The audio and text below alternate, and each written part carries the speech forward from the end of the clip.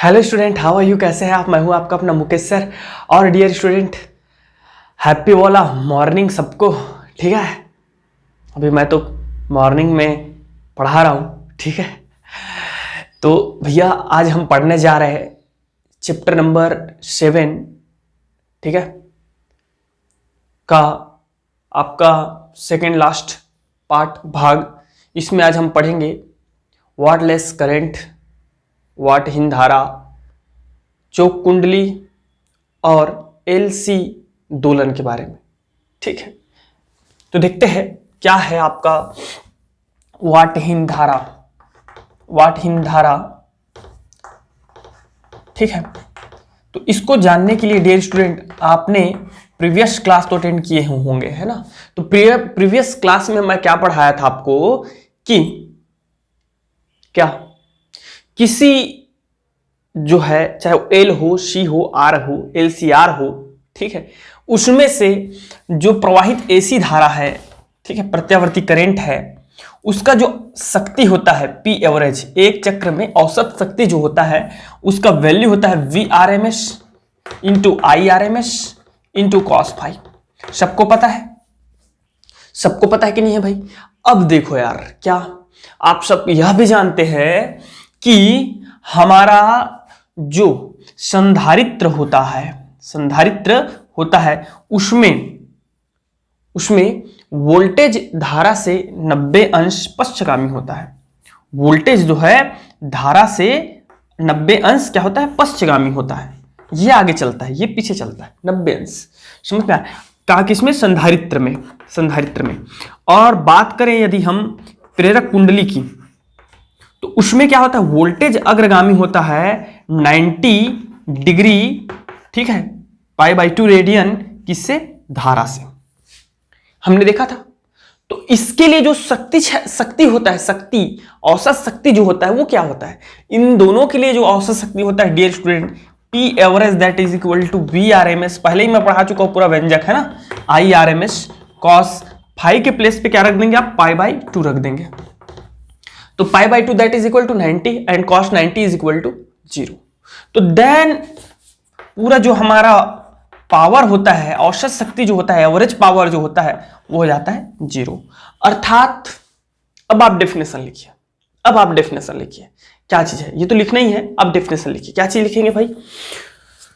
तो ऐसे एसी परिपथ जिसमें शुद्ध प्रेरकत्व अथवा शुद्ध संधारित्र लगा होता है, उसमें धारा के एक पूर्ण चक्र में औसत शक्ति क्षय 0 होता है। अर्थात किसी भी प्रकार का शक्ति की हानि नहीं होती।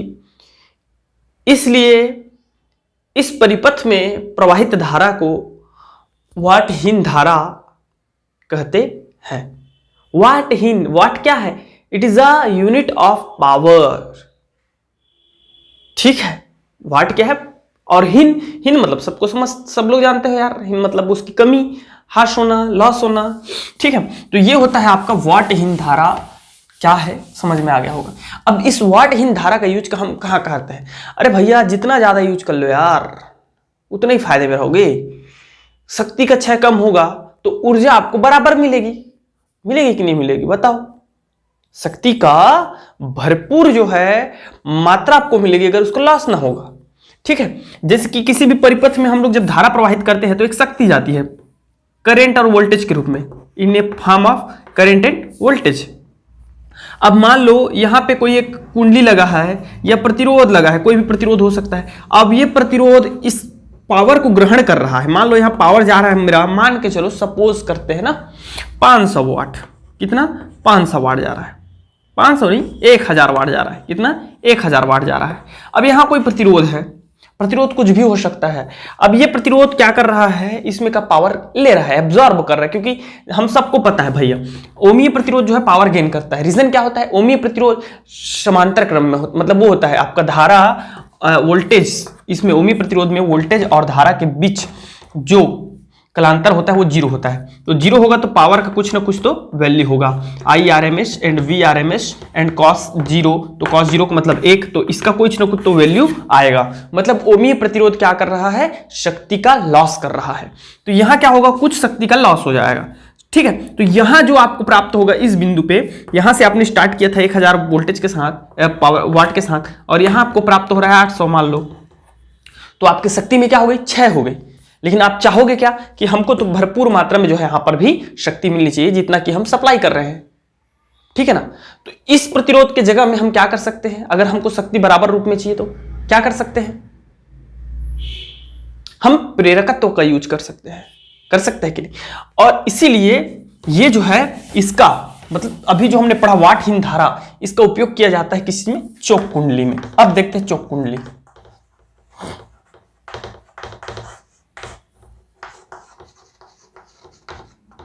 चोक कॉइल, तो ये होता क्या है सुनिए।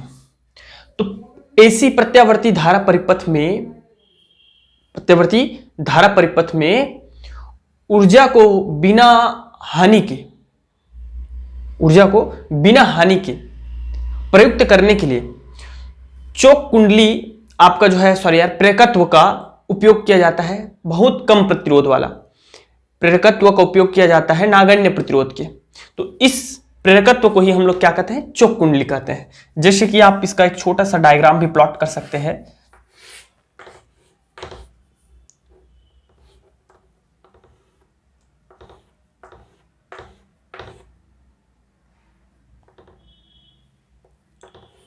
कुछ इस प्रकार आप एक डायग्राम भी प्लॉट कर सकते हैं।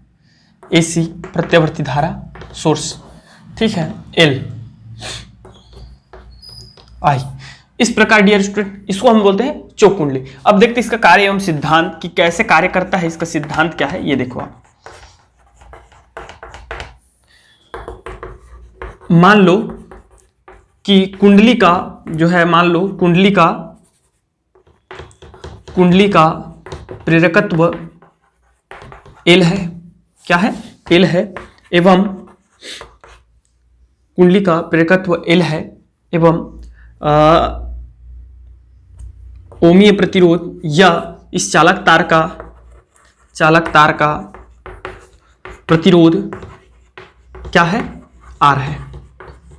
तब प्रतिबाधा क्या हो जाएगा डियर स्टूडेंट, प्रतिबाधा जो हो जाएगा, प्रतिबाधा दैट इज इक्वल टू हो जाएगा हम लोग का अंडर रूट, सबको पता है, आर स्क्वायर प्लस क्या हो जाएगा, बोल दीजिए क्या हो जाएगा भाई, XL स्क्वायर।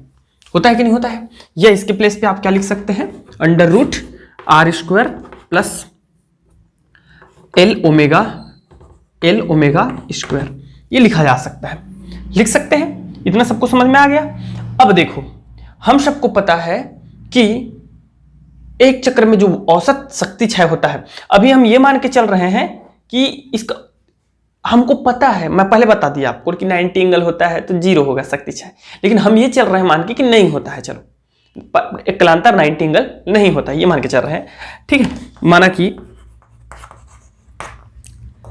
औसत शक्ति क्षय, चोक कुंडली का औसत शक्ति क्षय, चोक कुंडली का औसत शक्ति क्षय जो है, औसत शक्ति क्षय वह है P एवरेज। तो औसत शक्ति क्षय जो डियर स्टूडेंट होता है average, that is equal to होता है हमारा IRMS into VRMS into cos phi. सबको पता है, सब जानते हैं इस चीज को, ठीक है। तो इस प्रकार अब यदि आप सबको पता है cos फाई का वैल्यू, चोक कुंडली के लिए cos फाई का जो वैल्यू होता है चोक कुंडली के लिए, ठीक है, आप प्रतिबाधा वाला जो मैं LCR परिपथ पढ़ाया हूं ना, वहां जाके देखना, आधार बटे cos फाई, तो आधार बटे क्या हो जाएगा, कर्ण हो जाएगा। आधार, तो आधार क्या है वहां, R है, R, ठीक है, आधार क्या है, R है, और कर्ण क्या हो जाएगा, under root R square plus, याद नहीं आ रहा है, बता दूं मैं, LCR पढ़ाया था भाई, आप भूल जाते हो यार। ये था VL माइनस VC और इधर था VR, था कि नहीं था। और जब इस सब का वैल्यूज रखोगे आप, और यहां हमारा V था, तो इस V का वैल्यू आया था, याद कीजिए आप लोग, याद कीजिए, थोड़ा सा रिमाइंड करने का प्रयास करें, ठीक है। तो ये सब चीजें मैं पहले ही आपको अच्छे से क्लियर करा चुका हूं, वहीं से है ये और कुछ नहीं है, एल स्क्वायर ओमेगा स्क्वायर। समझ में आ गया। चूंकि ध्यान रखिएगा, चूंकि क्या होता है कि चोक कुंडली में प्रेरकत्व का प्रतिरोध क्या होता है, अधिक होता है, एवं ओमीय प्रतिरोध जो है नागण्य होता है,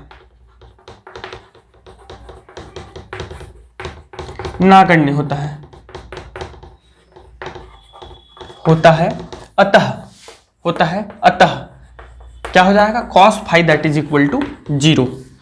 ठीक है, एक तरीका है डियर स्टूडेंट, आप वो भी बता सकते हैं, ऐसी बात नहीं है। क्या चीज बता सकते हैं कि भाई इन दोनों के बीच जो कलांतर होती है, ठीक है, ओमीय प्रतिरोध और प्रेरक प्रतिरोध के बीच जो कलांतर होता है वो कितना होता है, 90 एंगल होता है। वो सबको पता है, क्योंकि जो हमारा ओमीय प्रतिरोध होता है वह धारा के समांतर होता है, ठीक है, और प्रेरक प्रतिरोध में धारा और वोल्टेज के बीच 90 एंगल का जो है π/2 रेडियन का कलांतर पाया जाता है, फेज डिफरेंस पाया जाता है। समझ में आ रहा है कि नहीं आ रहा है? तो इसलिए आप cos phi is equal to 90 करके भी लिख सकते हैं, बट ऐसे आपको थोड़ा सा प्रोसेस फॉलो करना है। तो इस प्रकार हमारा P average that is equal to हो जाएगा, यहां वैल्यू रख देंगे समीकरण नंबर 2 में, इसको 3 दे दीजिएगा, VRMS IRMS और cos फाई का मल्टी कर देंगे 0, तो पी एवरेज इक्वल टू आ गया हम लोग का 0। अब इस प्रकार उपयुक्त समीकरण से सिद्ध होता है कि चोक कुंडली में जो औसत शक्ति क्षय है, एक पूर्ण चक्र में परिपथ में औसत शक्ति क्षय है, वो क्या होता है, नागण्य या शून्य होता है। किंतु यह संभव नहीं है। रीजन क्या है कि जिसको हमने नागण्य माना है, 0 माना है, शून्य माना है, किस चीज को, ओमी प्रतिरोध को, तो वो कभी भी पॉसिबल नहीं है। रीजन क्या है, आप कोई भी चालक तार प्रयोग करोगे तो उस चालक तार का कुछ ना कुछ तो जो है प्रतिरोध होगा, चाहे वो कॉपर का ही क्यों ना करो, चाहे सिल्वर का ही क्यों ना करो, उसका कुछ ना कुछ जो है प्रतिरोध होता ही होता है, जो कि धारा को रोकने का प्रयास करता है। तो जब भी धारा को रोकने का प्रयास करता है तो क्या होती है, शक्ति क्षय, आपका शक्ति जो है लॉस होता है, क्योंकि वो ऊष्मीय, उस तार में क्या बन जाएगा, ऊष्मीय ऊर्जा के रूप में जो आपका विद्युत ऊर्जा है वो, उसको जब रोका जाएगा तो वो क्या बन जाएगा, ऊष्मीय ऊर्जा बन जाएगा। सोचो अगर मैं सपोज करूं, मैं नहीं यार, बचा लो भाई ठीक है, क्या चीज, एक कॉमन सी बात है, ट्रेन जो चलती है ना, उसका ऊपर वाला तार देखो, इतना हाई वोल्टेज रहता है, अगर उस पर कोई व्यक्ति या कुछ भी चीज, जानवर, कुछ भी चीज आके अगर पकड़ लेता है उस चीज को, 25,000 वोल्टेज, ठीक है, तो उसका क्या होगा बताइए मुझे, जल जाएगा। रीजन क्या है, वो प्रतिरोध का काम करता है, वो धारा को रोकने का प्रयास कर रहा है, तो धारा क्या कर रहा है, पूरा ऊष्मीय ऊर्जा में कन्वर्ट हो जा रहा है, विद्युत ऊर्जा ऊष्मीय ऊर्जा में खत्म, पूरा जल जाता है। समझ में आ रहा है कि नहीं आ रहा है? तो ये चीज होती है, ये चीज होता है, ठीक। और हमारे घर में तो क्यों नहीं जलता है सर, तो भाई रीजन ये है कि उसका वोल्टेज कम है, ठीक है, और हमारे जलने के पूर्व ही हमारा डेथ हो जाता है, तो कहां से जलेगा। फिर भी आप कई बार देखे होंगे ऐसे ऐसे कैसे सोते रहते हैं। ये तो थोड़ा सा गंदा टाइप का मैं एग्जाम्पल भी दे दिया, ठीक है, क्योंकि यार देखो, इंसान का जो एग्जाम्पल ही होता है ना, जो देखता है सुनता है वही चीज वो समझता है और लिखता है, मतलब वो करता है, समझ रहे हो, दुनिया में जीने के लिए। तो आप अपने उदाहरण को भी ऐसा रखें कि वो भी पॉजिटिव हो, नेगेटिव ना हो लाइफ में कभी भी, ठीक है, क्योंकि जैसा आप देखोगे, जैसा आप पढ़ोगे, वैसे ही आप सीखोगे, वैसे ही आप व्यवहार करोगे, ये इसमें कोई दो राय वाली बात नहीं है।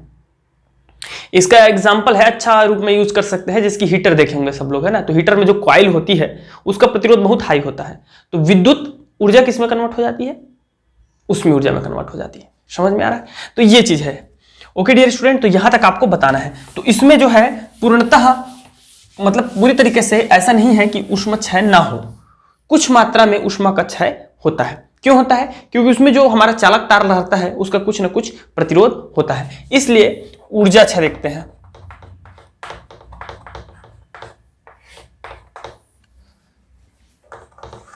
पहला है डियर स्टूडेंट आपका ऊर्जा क्षय में कि किस प्रकार ऊर्जा का क्षय होता है, लिखेंगे आप लोग, लिखते जाइएगा।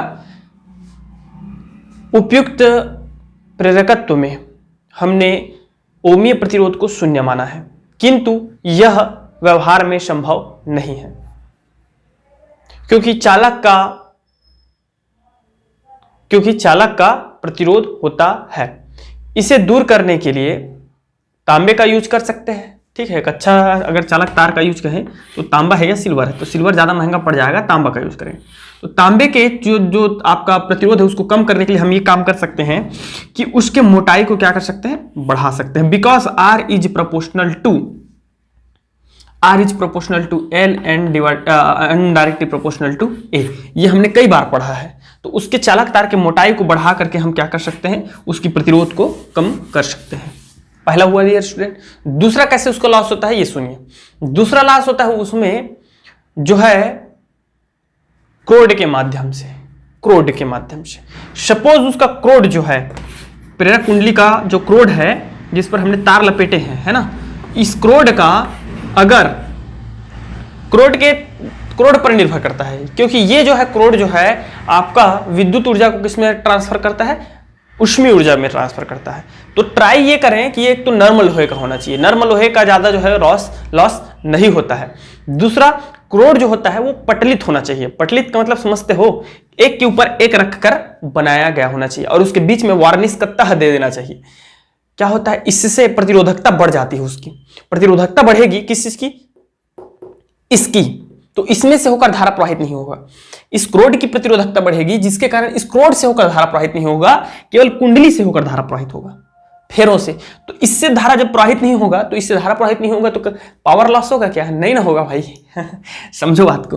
तो इसको हम क्या बना देते हैं, प्रतिरोधकता बना देते हैं, मतलब थोड़ा सा उसको क्या बना देते हैं, आपका पटलित बना देते हैं और उसमें बीच में वार्निश का तह दे देते हैं, जिसके कारण वो क्या करता है, अजब रेजिस्टेंस वर्क करने लगता है।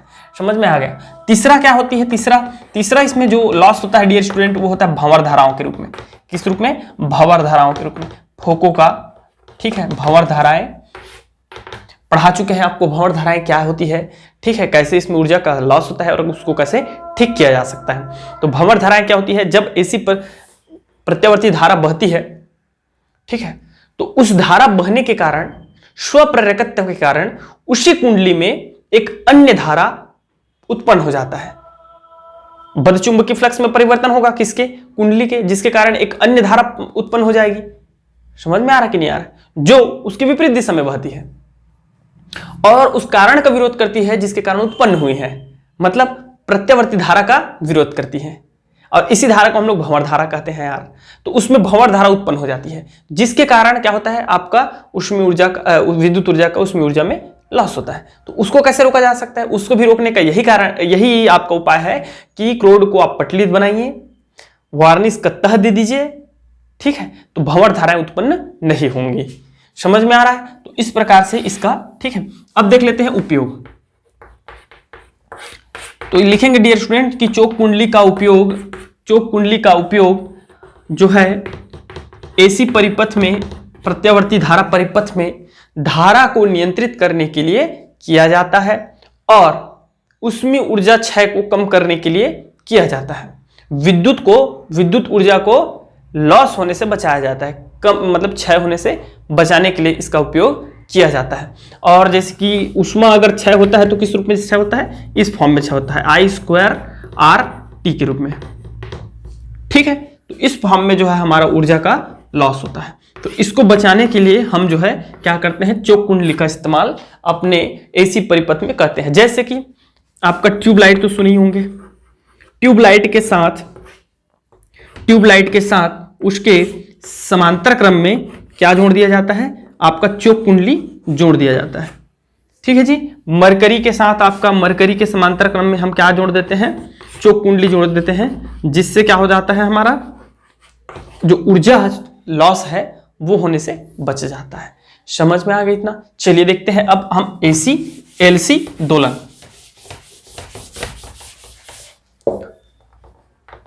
एलसी दोलन क्या होता है डियर स्टूडेंट, सुनिए।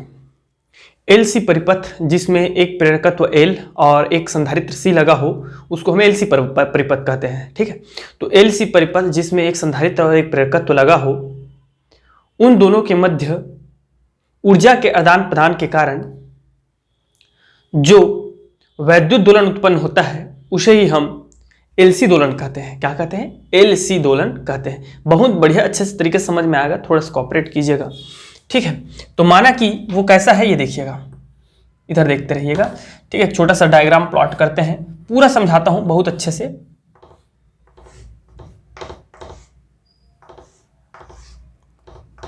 इस प्रकार आपको दिख रहा होगा। ठीक है, इस प्रकार सपोज करते हैं कि क्या है, हमारा एक परिपथ है। देखना, ध्यान से देखना इसको, के 1 and 2। ठीक है, that is a B battery, it is not a capacitor, that is a capacitor. Capacitor में जो पैरेलल लाइन होते हैं डियर स्टूडेंट, वो एक दूसरे के इक्वल होते हैं। ठीक है, सी एल सी बी। ठीक है, के 1 2। तो इस सबको पहले ध्यान देखिएगा। तो वैद्युत दोलन तो समझ में आ गया होगा कि किसी ऐसे विद्युत परिपथ जिसमें एक प्रेरकत्व एक संधारित्र हो, उनके मध्य ऊर्जा के आदान प्रदान के कारण, ऊर्जा स्थानांतरण के कारण, ऊर्जा एक्सचेंज होने के कारण जो दोलन उत्पन्न होता है उसे ही हम लोग एलसी दोलन कहते हैं। वैद्युत दोलन जो उत्पन्न होता है, दोलन मतलब हो जाएगा, उसमें आपको निकालना होगा आवृत्ति।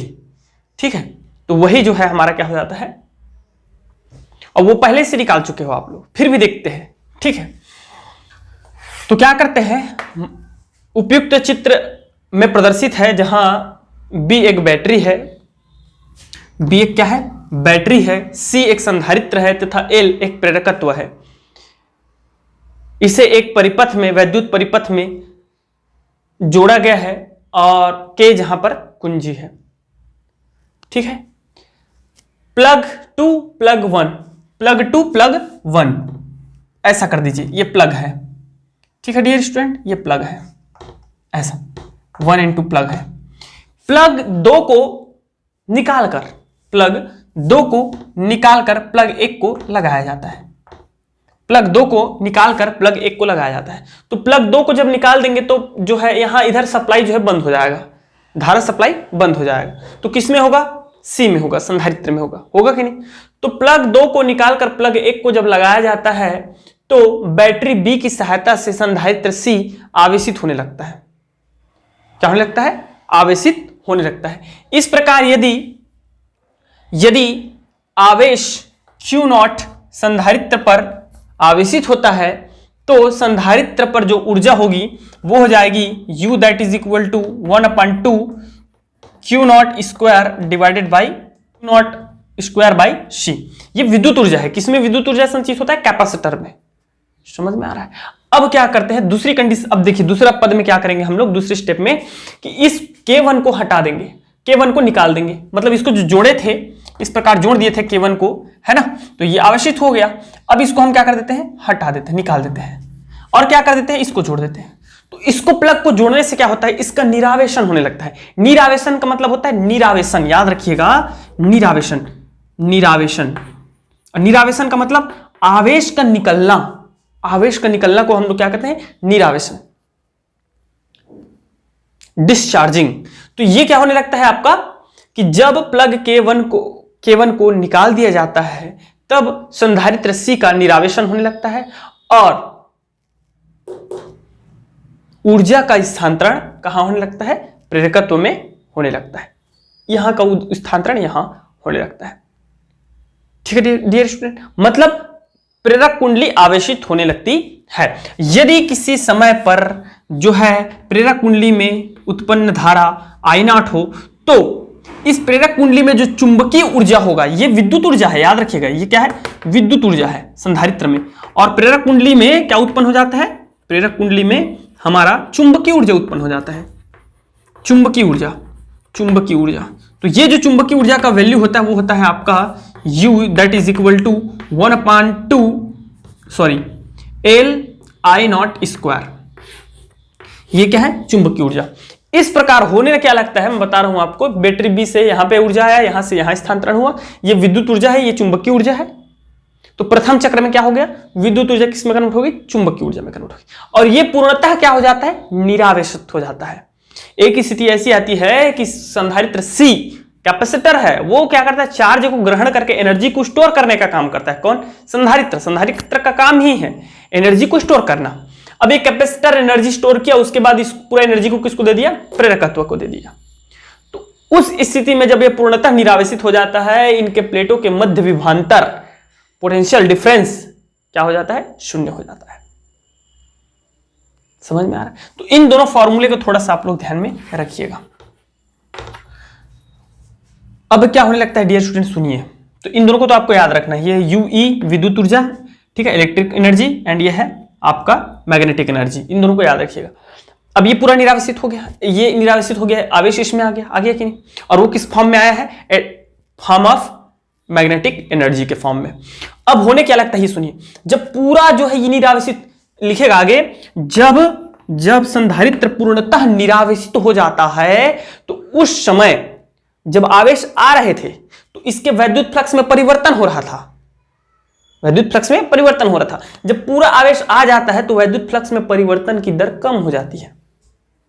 तो चूंकि फ्लक्स परिवर्तन, चुंबकीय फ्लक्स परिवर्तन की दर कमी होने के कारण इसमें उसी दिशा में एक प्रेरित धारा उत्पन्न हो जाती है, उसी दिशा में एक प्रेरित धारा उत्पन्न हो जाती है, ठीक है। और उसके बाद क्या होने लगता है, ये पुनः इसका जो ऊर्जा रहता है डियर स्टूडेंट, वह संधारित्र में जाने लगता है, ठीक है। और कुंडली का निरावेशन होने लगता है, और फिर से क्या होने लगता है, ये लगा हुआ है, अब संधारित्र जो है चार्ज होने लगता है। समझ में आ रहा है। तो इस प्रकार पुनः जब संधारित्र चार्ज हो जाएगा तो फिर से इलेक्ट्रिक एनर्जी कन्वर्ट हो जाएगा 1/2 और Q not square by C, ठीक है। और जब वो पूर्णतः फिर से आवेशित हो जाएगा तो फिर प्लग को लगा देंगे, तो फिर से क्या होने लगता है, तो यह जो प्रक्रिया निरंतर चलती रहती है। आपको इसी प्रकार लिखना है, यह प्रक्रिया निरंतर चलती रहती है। और इस प्रकार इन दोनों के बार बार आवेशित निरावेशित होने के कारण वैद्युत दोलन उत्पन्न हो जाता है, और जिस वैद्युत दोलन की आवृत्ति जो होती है, फ्रीक्वेंसी जो होती है, न्यू और f, that is equal to 1/2 pi under root LC, ठीक है, LC।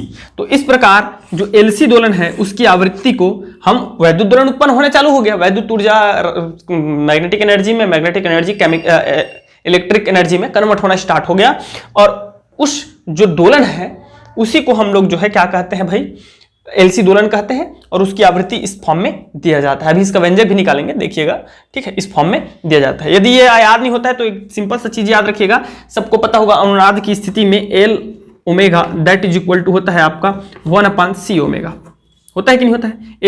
L को इधर ले आइए, ओमेगा को इधर ले जाइए, तो omega square that is equal to 1/ क्या हो जाएगा, बता दीजिए मुझे, LC हो जाएगा। और ओमेगा स्क्वायर है तो इसको उधर ले जाएंगे तो ये हो जाएगा अंडर रूट LC, और ओमेगा का वैल्यू होता है 2 पाई न्यू, तो न्यू का वैल्यू जब निकालोगे तो मल्टीप्लाई हो जाएगा 2 पाई, होगा कि नहीं। तो इस फॉर्मूले को थोड़ा सा याद रखिएगा। अब चलिए देखते हैं इसकी थोड़ा सी प्रक्रिया देखते हैं और इसका व्यंजक देखते हैं।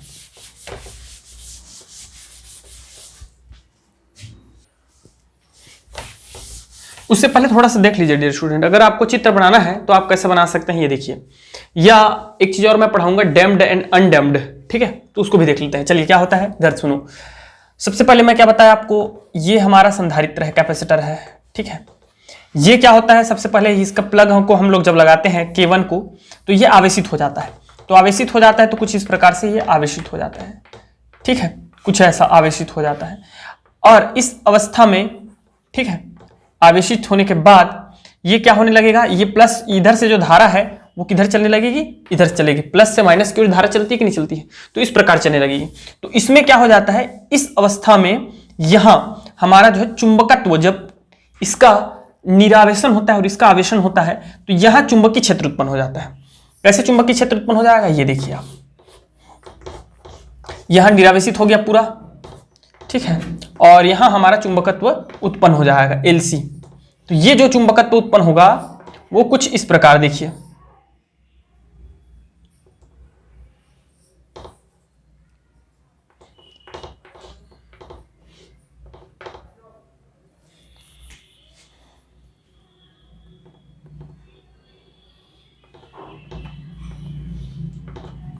इस प्रकार आप डायग्राम प्लॉट कर सकते हैं इस प्रकार, ठीक है। तो इस प्रकार इसमें जो है क्या होता है, आपका चुंबकीय क्षेत्र उत्पन्न हो जाता है। और यह जब चुंबकीय क्षेत्र उत्पन्न हो जाता है तो उसके बाद जब पूर्णतः ये निरावेशित हो जाता है तो इसी की दिशा में, मतलब इस धारा का जो है इधर से आपका इधर धारा आ रहा था, ठीक है, तो अब क्या होगा, इसी दिशा में पुनः जो है ये आवेशित होने लगेगा और ये निरावेशित होने लगेगा। मतलब क्या है ये देखो आप, अब कैसे होगा, ये सपोज हमारा क्या है, प्रेरक कुंडली है। तो अब ये क्या होगा डियर स्टूडेंट, ये चुंबकीय क्षेत्र मैग्नेटिक फील्ड इंटेंसिटी जनरेट हो गई है, ठीक है। तो अब ये जो है इस प्रकार धारा जो है बहना प्रारंभ हो जाएगा, मतलब इधर से इधर धारा बहेगी, ठीक है, इधर से उल्टा धारा बहेगी। तो इस प्रकार हमारा जो संधारित्र जब पूर्णतः आवेशित हो जाएगा और ये निरावेशित हो जाएगा तो ये क्या हो जाएगा आपका, ये देखिए यहां हमारा आ जाएगा जस्ट इसकी उल्टा, ये माइनस आ जाएगा और ये हो जाएगा प्लस। प्लस ये क्यों हुआ, क्योंकि धारा अब इधर से कहाँ बहने लगी है, इधर बहने लग गई है। तो जिधर से धारा बहती है भैया वो धनात्मक होता है, जैसे यहाँ पे इधर से बह रहा था तो ये धनात्मक, अब यहाँ से इधर से बहना स्टार्ट हो गया तो ये धनात्मक हो जाएगा। समझ में आ गया। तो ये एक छोटा सा चित्र आप जो है बना सकते हैं इसके लिए। अब बात करते हैं डैम्ड एंड अनडैम्ड। क्या होता है आपका अमंदित और अवमंदित, ठीक है। तो होता क्या है कि ऐसी कल्पना की जाती है कि एलसी दोलन में, पहले कल्पना की जाती थी कि एलसी दोलन में किसी भी प्रकार का ऊर्जा क्षय नहीं होगा।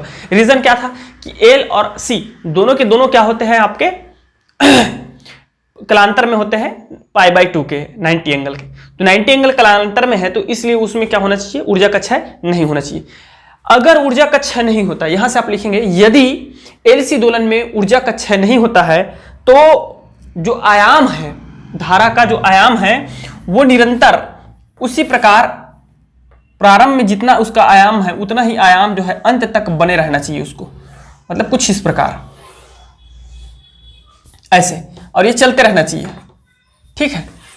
कहां तक, प्रारंभ से लेकर के अंत तक जो है इसी प्रकार यदि बना रहता है तो हम इसको बोलते हैं अमंदित।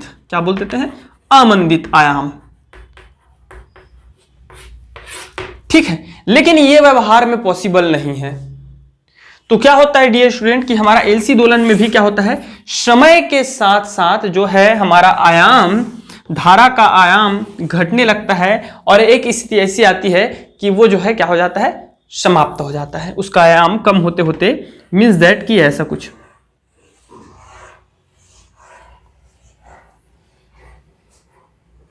ये with respect to time, that is the a, ठीक है। तो इस प्रकार ये घटना होती है। तो इसको बोलते हैं अमंदित और इसको बोलते हैं अवमंदित। अवमंदित इंग्लिश में बोलते हैं डैम्ड। क्या बोलते हैं, डैम्ड ऑक्सीलेशंस।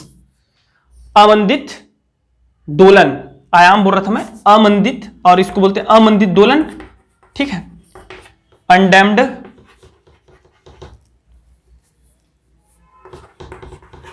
ऑक्सीलेशन, ऑक्सीलेशंस, ठीक है। तो इस प्रकार इस छोटी सी जानकारी को आप थोड़ा सा ध्यान में रखिएगा।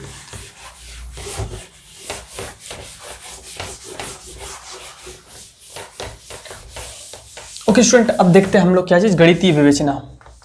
गणितीय विवेचना मतलब गणितीय विवेचना अर्थात इसका व्यंजक देखते हैं, ठीक है।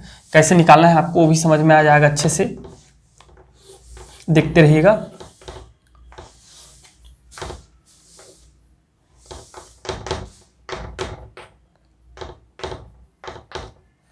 इस प्रकार, सॉरी यार, ये एल एस ये है और ये एल है, ठीक है।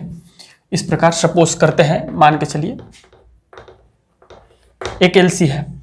अब ये देखिए, माना कि एल एक प्रेरकत्व है, सी एक संधारित्र है, ठीक है। दोनों को मिलाकर के एल सी परिपथ बनाया गया है। किसी समय, किसी क्षण टी पर यदि सी पर जो आवेश घटने की दर है वो क्यों है, क्या है, किसी समय संधारित्र सी पर आवेश घटने की दर, आवेश घटने आवेश घटने की दर नहीं, आवेश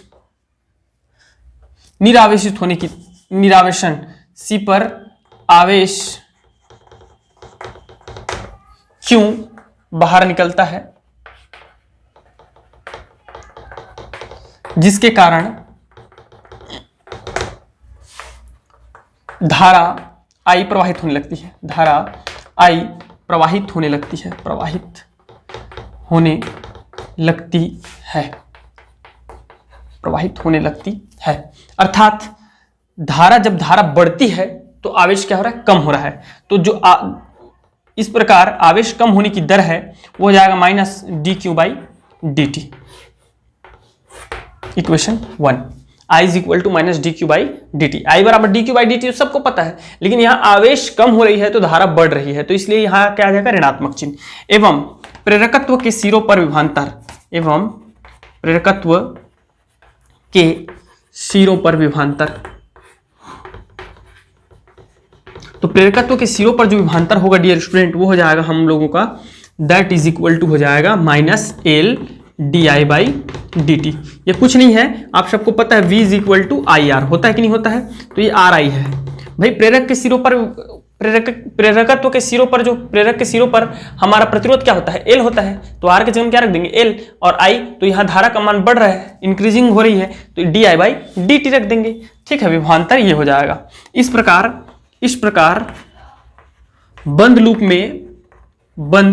लूप में किरचॉफ के द्वितीय नियम से, तो किरचॉफ का प्रथम नियम सबको पता है, द्वितीय नियम भी पता होगा, पढ़ाया हूं आपको नियम से, द्वितीय नियम से सेकंड लॉ ऑफ किरचॉफ हम सब जानते हैं क्या होता है भैया। फर्स्ट लॉ होता है कि संधि पर जो धारा का बीजगणितीय योगफल होता है वो 0 होता है, और द्वितीय नियम ये कहता है कि आपका प्रतिरोध और धारा का गुणनफल, पूरे बंद परिपथ में प्रतिरोधों और धाराओं का गुणनफल का योग उस बंद परिपथ में उपस्थित समस्त विभवांतर के योग के बराबर होता है।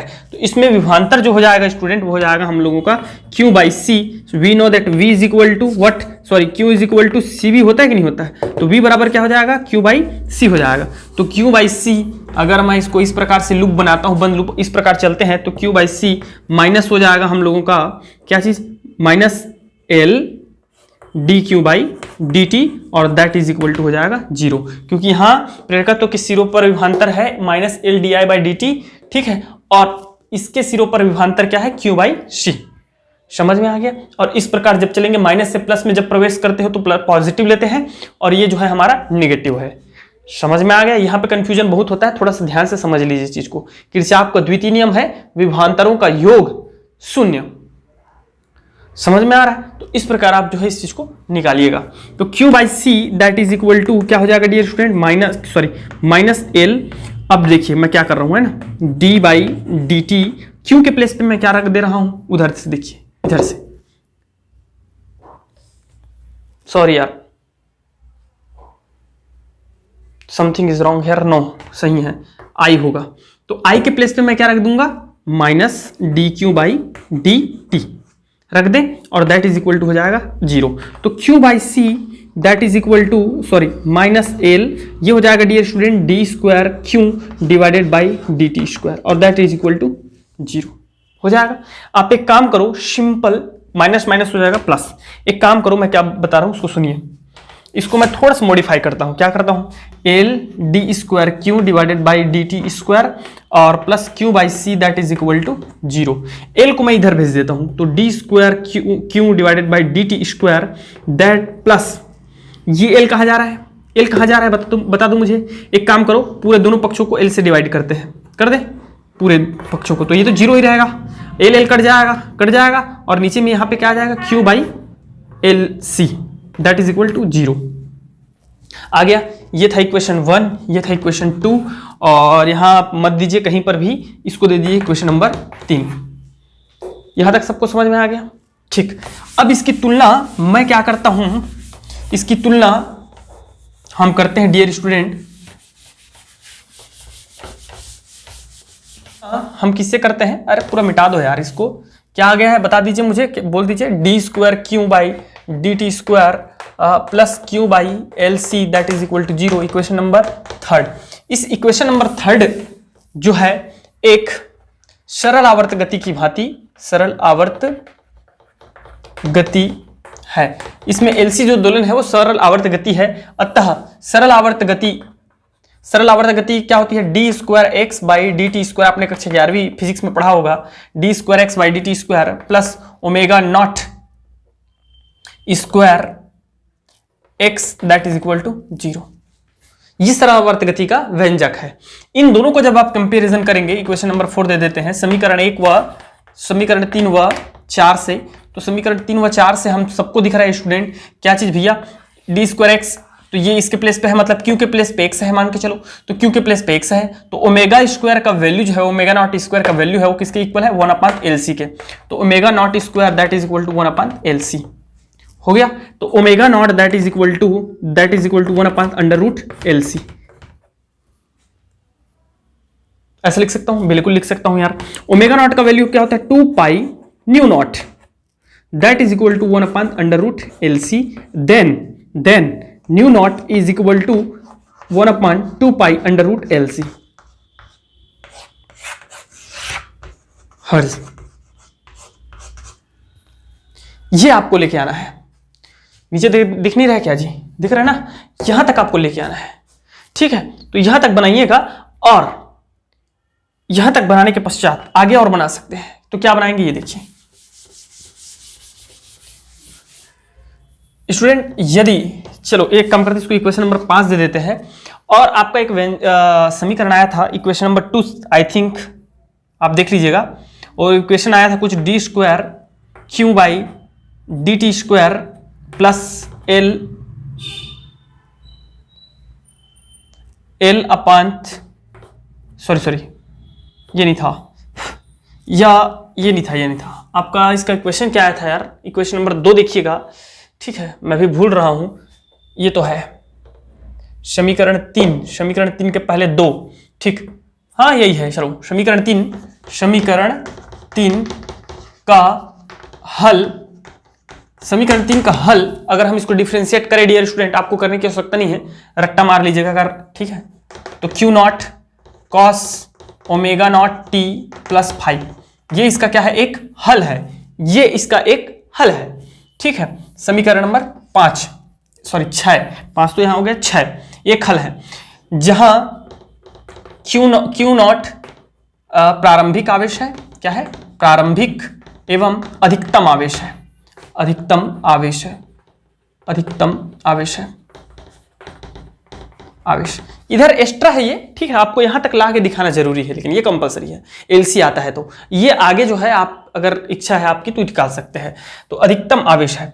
तो इस समीकरण 5 में देखिएगा, समीकरण 6 में t बराबर 0 पर q बराबर Q0, अर्थात प्रारंभ समय में हमारा जो आवेश होगा वो क्या होगा? अधिकतम होगा। वो तो समय के अनुसार फिर C से कहां आने लगता है? धारा में कन्वर्ट होने लगता है। आवेश जो है जब प्रवाहित होना चालू होता है, मतलब कम होने लगता है, तब वो धारा में बदलने लगता है। तो प्रारंभ में जो हमारा t बराबर 0 अर्थात प्रारंभिक समय में हमारा आवेश क्या होगा? अधिकतम होगा। तो इस अवस्था में आप इसको समीकरण 6 में रखिएगा। समीकरण 6 से तो हमारा नया व्यंजक जो आएगा Q0 प्रारंभ में ना, मतलब t का मान हम 0 रखेंगे तो Q क्या बदल जाएगा? Q0 में। तो Q0 cos omega multiply 0 plus 5 होगा। तो ये हो जाएगा डियर स्टूडेंट, Q से Q कैंसिल आउट, तो 1 इज इक्वल टू हो जाएगा कॉस, और ये तो हो जाएगा 0 कॉस, और ये हो गया 5। तो cos फाई का वैल्यू क्या आ रहा है? 1 आ रहा है। और cos फाई का वैल्यू 1 है, अर्थात क्या है? फाई का वैल्यू हमारा क्या हो गया? 0। क्या लिख दिए? समझ में आया कि नहीं आया आपको? cos फाई का वैल्यू 1 है, अर्थात फाई का वैल्यू 0 है। रीजन क्या है? क्योंकि हम सबको पता है cos 0 का मान ही कितना होता है? 1 होता है। cos 90 का मान कितना होता है? 0 होता है। अगर ये 0 आता है तो फाई का वैल्यू कितना होता है? 90 होता। और ये 0 आया है, सॉरी 1 आया है, तो फाई का वैल्यू क्या हो जाएगा? 0। इस वैल्यू को आप समीकरण नंबर को किस में रख दीजिए? आप 6 में रख दीजिए, 6 से। तो समीकरण 6 से हमारा डियर स्टूडेंट प्राप्त हो जाता है Q is equal to Q0 cos omega naught T. Phi का वैल्यू हो गया क्या चीज? 0। अब जो धारा होती है, धारा हमको इसी का व्यंजक निकालना था। I इज इक्वल टू होता है dq बाई dt। ये हम सब जानते हैं कि नहीं? तो इस प्लेस पे आप इस वैल्यू को रख दीजिए, dq0 cos omega naught T divided by dt, ठीक है? माइनस समीकरण 2 से, तो I is equal to Q naught बाहर आ जाएगा, क्यू नॉट बाहर आ जाएगा, कॉस का क्या हो जाता है बता दीजिए, साइन हो जाता है, कॉस का क्या होता है साइन, तो माइनस साइन होगा तो माइनस माइनस हो जाएगा प्लस, ठीक है, और ओमेगा नॉट सामने आ जाएगा, ओमेगा नॉट, और ये हो जाएगा कॉस ओमेगा टी। तो इस प्रकार इस एलसी दोलन में, एलसी परिपथ में जो बहने वाली धारा है वो हो जाएगा I is equal to Q naught omega naught cos omega T. ठीक है, तो ये निकालने की आवश्यकता नहीं होती, आपको यहां तक निकालना रहता है, ये एक्स्ट्रा है, अगर आप चाहें तो निकाल सकते हैं। तो आज की क्लास में बस इतना ही। Thank you very much and best of luck.